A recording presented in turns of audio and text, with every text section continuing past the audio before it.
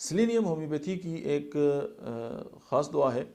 कुछ लोग ऐसे होते हैं कि वो ज़हरी तौर पे बड़े पहलवान नज़र आते हैं, लेकिन वो अगर प्रैक्टिकल हो तो वो ज़ीरो होते हैं। ये फिजिकल भी हो सकते हैं, ये सेक्सुअल भी हो सकते हैं।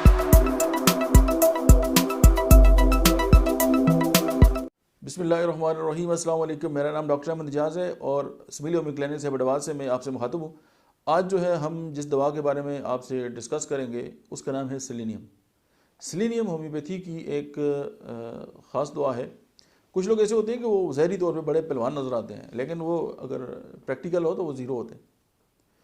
ये फिजिकल भी हो सकते हैं, ये सेक्सुअल भी हो सकते हैं।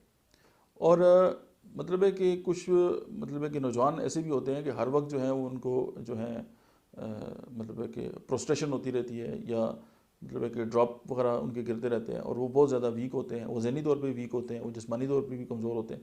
तो उस वक्त जो है वो सेलेनियम जो है वो इंडिकेटेड होती है। और इस तरह की जितनी मेडिसिन हैं, चाहे वो होम्योपैथी में है और या बाकी जो तरीका इलाज है, उसमें सेलेनियम जो है एक बहुत लाजमी जुज़ है। ये एक ज़मीन से निकलने वाला एक अंसर है और जिसका जो है वो बहुत बड़ा इफेक्ट है। इसका बालों पे बहुत ज़्यादा इफेक्ट है, स्किन के ऊपर इसका बहुत बड़ा इफेक्ट है, स्पाइन पे इसका बहुत बड़ा इफेक्ट है, और डेफिनेटली जो सेक्चुअल जो इश्यूज़ हैं उनके साथ इसका बहुत बड़ा एक प्रॉब्लम है। अच्छा, ये बोन मैरो पे इसका बड़ा काम है। और मैंने रॉबर्ट मर्फी को जब पढ़ा तो उसमें उन्होंने इंडिकेटेड ये किया था कि अगर मतलब बोन मैरो के साथ रिलेटेड अगर कुछ बीमारियाँ हों तो सेलेनियम जो है वहाँ पे मतलब कि बहुत अच्छा जो है वो असर दिखाती है। अच्छा, इसमें होता है कि दिन को बातें भूल जाता है, मतलब वो बड़ा कोशिश करेगा कि उसको बातें याद रहें, लेकिन वो सारी बातें रात को ख्वाब में आ जाती हैं। उसको ख्वाब आते हैं और वो सारी बातें जो दिन में एक्टिविटीज़ हुई हैं वो उसकी ख्वाब में जो है वो मतलब कि रिपीट होती हैं। उसके बाद ये है कि जैसे मैंने मतलब हेयर फॉल की बात की, तो उसमें ये है कि सर के बाल गिर जाते हैं, जो ये अब्रू हैं उनके जो बाल हैं वो गिर जाते हैं, मूँछों के बाल गिर जाते हैं, और बाकी एरिया के जो बाल हैं वो भी गिर जाते हैं। यानी इसके अंदर ये भी एक बात है। और इस तरह के जो लोग हैं उनके लिए सेलेनियम, और सेलेनियम के साथ अगर काली फास जो है अगर आप मिला के दें, मैंने बहुत पेशेंट को दिए है और बहुत अच्छा जो है वो रिज़ल्ट भी आया, रिस्पॉन्स भी आया। अच्छा, फिर एक और बात है कि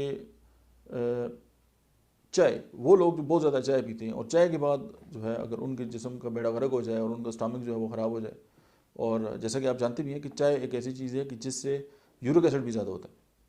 अब उसकी एक और दवा थिया भी दवाई है, उसकी थुजा भी मेडिसिन है, और उसके साथ एक और मेडिसिन है जिसको हम डायस्कोरिया कहते हैं, लेकिन उनमें जो है सेलेनियम जो है उसका भी अपना एक नुमाया मुकाम है। और कॉन्स्टिपेशन इतनी सख्त होती है कि बंदा कहता है कि किसी औजार के साथ जो है वो अपना जो पखाना है वो बाहर निकाले, यानी इतनी ज़्यादा जो है इसमें कॉन्स्टिपेशन पाई जाती है।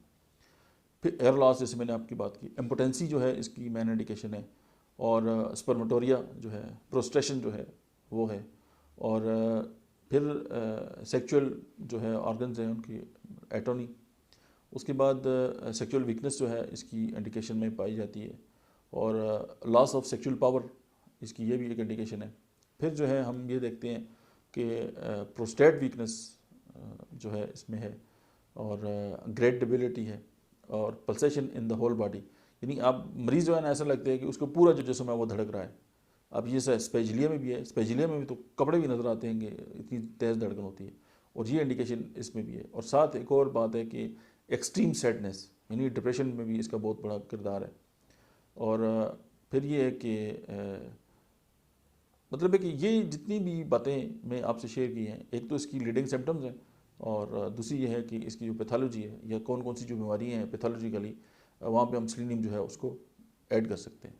और होम्योपैथी की ये मायनाज मेडिसिन है, इसकी 4 इंडिकेशन थी जो मैंने आपसे शेयर की हैं। आज के लिए इतना ही। Thank you very much.